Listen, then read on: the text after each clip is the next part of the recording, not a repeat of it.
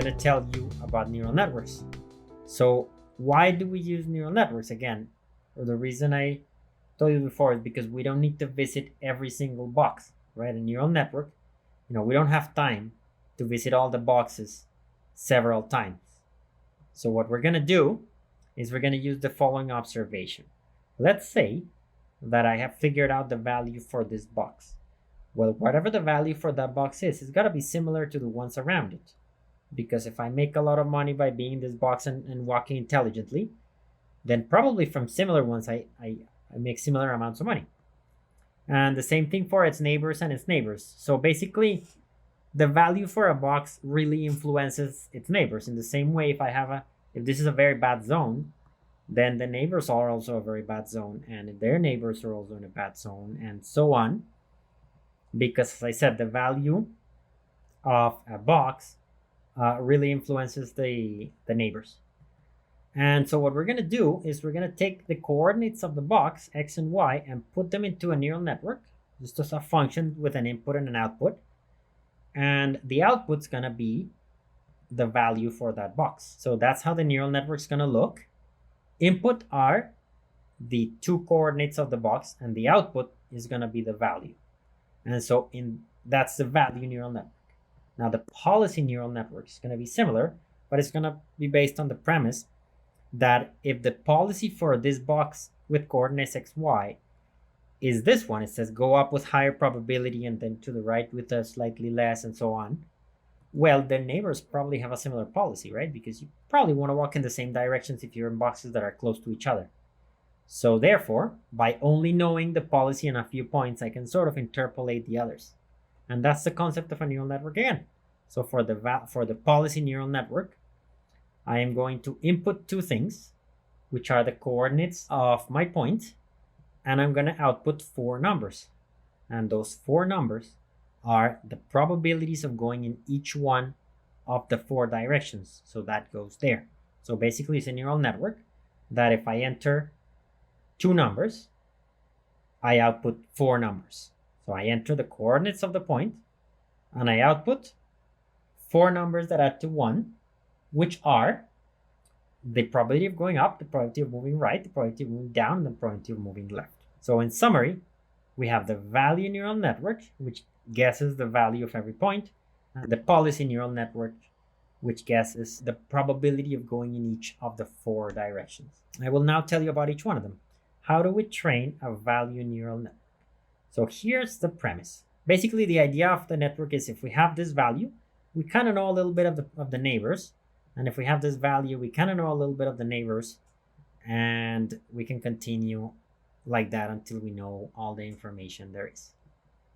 So again, the input, for example, if I want to find the value at the 0.45, I just use the neural network to get a value 4, and that's going to be my value. So I'm going to tell you how to train it. The way we want to train it is by forcing the neural network to satisfy the Bellman equation. Remember that Bellman equation that it says always move in the direction of the maximum, and the maximum value, that your value is going to be the maximum of the values around you plus the reward and times the discount factor. So let me do a small one over here. Let's say that we have a neural network that we have initialized, right? A neural network, again, you can think of it as an input and an output, and you want to find the right neural network that gives you the output for what you want. Let's look at the box 2, 3. The box 2, 3, if you put 2, 3 in the neural network, is going to output some value. Let's say it's 0.2. So that's going to go here. Now let's do the same thing for the neighbors. We put in 2, 4 and get another random value. These values are pretty much random because the network hasn't been properly trained. So it gives us a 1.3 for the one on top, a minus 2.7 for the one on the left, and let's say it gives us for the one underneath a 4.9. So now we have the same scenarios in the beginning, right? What would the value be for the one in between, in the middle? Well, it would be the maximum over all the 4 actions I can do, over all the 4 neighbors, of -1, the reward, plus the value of that state. So therefore, My neighbors are 3.2, 1.3, minus 2.7, and 4.9. So if I subtract 1 to all of these, I get 2.2, 0.3, minus 3.7, and 3.9. And so I pick the maximum of those, and my value should be 3.9. So it used to be 0.2, now it's got to be 3.9. So I'll tell the neural network, you know what, neural network? For the 0.32, I don't want you to give me a 0.2 anymore. Now I want you to give me a 3.9. So we tell that information to the neural network. Neural networks do that. They take features and labels, and they try to match the features as they input with they try to output the correct label to the feature. So it tells, you know what, when I give you a 3.2, try to output a 3.9 more. So that's what the neural network does. Now the neural network takes tiny steps, so it's not going to go all the way from 0.2 to 3.9, but it may get you farther. And the way you train it is using an error function. So the error function is going to be, how far are you from satisfying the Bellman equation? So if you have your value is 0.2, and your error, the value according to the Bellman equation should be the maximum of those four things, which is 3.9. So your error function can be what you have minus what you want squared. So that gives you a large number. And so if you do this many times, you'll train the neural network to the weights to get a little better and to give you a better value. It's not going to go all the way to 3.9, but it may be 0.45 or something. It's just going to slightly increase. And so you can imagine that if you do this many times, if I take a box, apply the Bellman equation and train the neural network, if I take another box, apply the Bellman equation, and so on, I will eventually start training my neural network to become better and better and better at predicting these things. And there's going to be a point where this neural network is just going to be beautifully trained, and it's going to catch all the values of the value function. So that's pretty much how you train a value neural network. Now, when you have an agent, all the agent has to do is walk into the direction of the highest gain at every point. Okay, so we managed to find all the values without visiting every box. So now let me tell you about the policy neural networks. Are actually a little bit more popular than the value neural networks.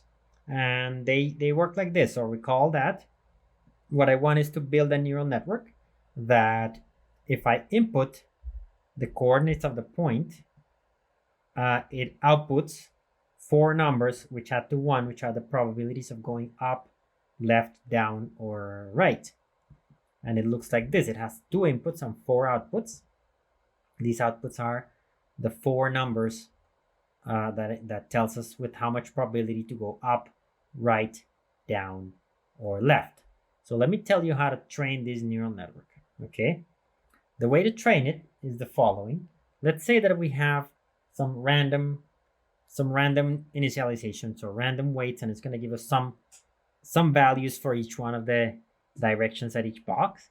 It's probably not the one we want, but let's make an agent walk given those probabilities. So let's say we have that path, and now let's calculate the value of these boxes given that path. So if I walk into a 4, then my value is a 3, because remember that the cost for walking one box is 1. If I walk into that one, my value is a 2, and for this one is 1, for the next one is 0, and for the next one is minus 1. So basically along my path, I keep subtracting 1. Okay, and now what I'm going to do is I'm going to create a small data set, and that small data set, I'm going to be sending it to the neural network. So what I'm going to do is, for each point, the gain is the value at that point according to the path, and I'm going to have the coordinates of the point and the direction in which I went. So I do this for every single one of the points.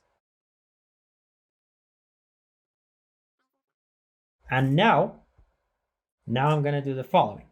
I'm going to tell the neural network to increase some of these directions and decrease them according to the gain. So I'm going to tell the neural network, you know what? When you're in the box with coordinates 0, 2, that was pretty good because it gave me a 3. So please increase that the probability of that direction. When I'm in the box with coordinates 0, 1, that gave me going up gave me a 2.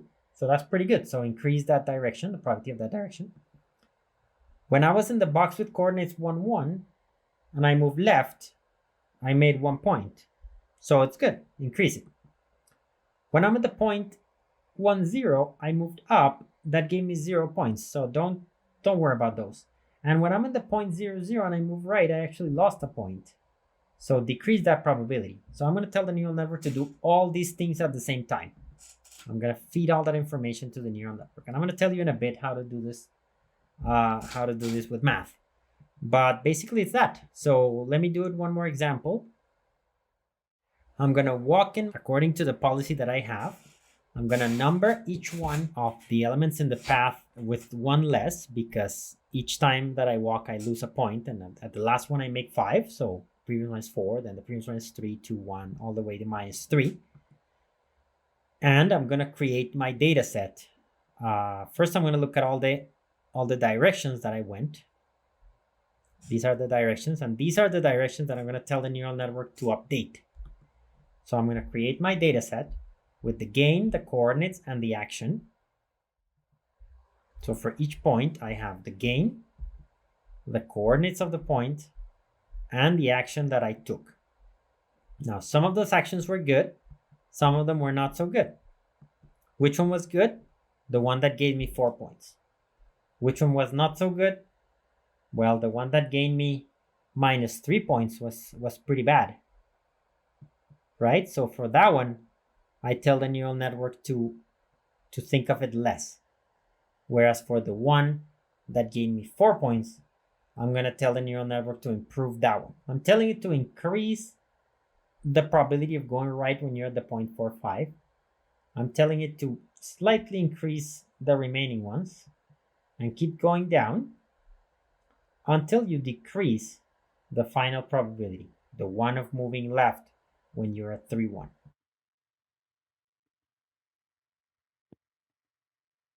Sorry, there's a little lag in my slides. Then I feed all this information into the neural network. Okay, so I tell it, you know what? Some of these arrows are good, make them bigger. Some of these arrows are bad, make them smaller. And I give all that information to the neural network. I continue doing that many times, always feeding that information into the neural network. And eventually, I will have something that is pretty well trained. Okay, so I take another path, and so on. So eventually, I end up with something pretty good. I end up with a pretty decent policy that will tell me how to walk in the best possible direction. And I'll tell you very briefly about how to train the neural network. Basically, if you think of, this is more for people who know who have trained neural network before. The way you train neural network is by features and labels, right? So you train it so that it gives you the right label according to the features.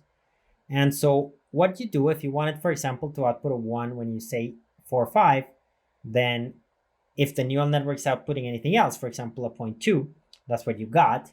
What you want is the 1. So you tell the neural network to increase that 0.2. And actually, because of derivatives, you want to do gradient ascent, and you actually tell it to increase the logarithm of 0.2. So that's the gradient ascent step. Well, if you're going to train the policy network, then you do something very similar, right?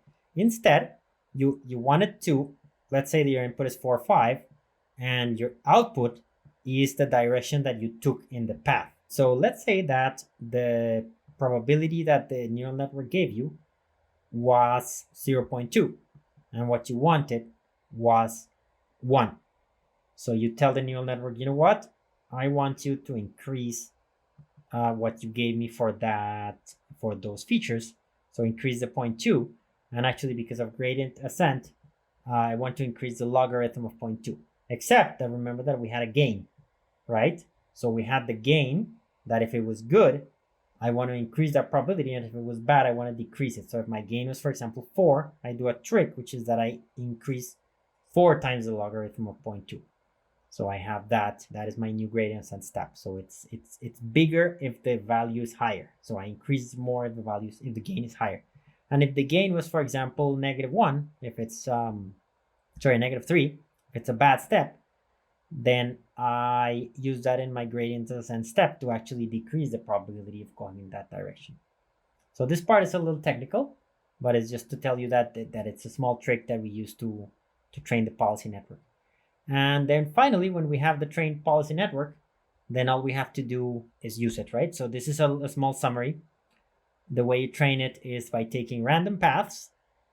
With those paths, you build a small data set, a small data set with the gain and the coordinates of the point and the direction that you want to go, or that you went in that particular path. So you have the gain, you have the coordinates, you have the action, and the neural network returns some probability.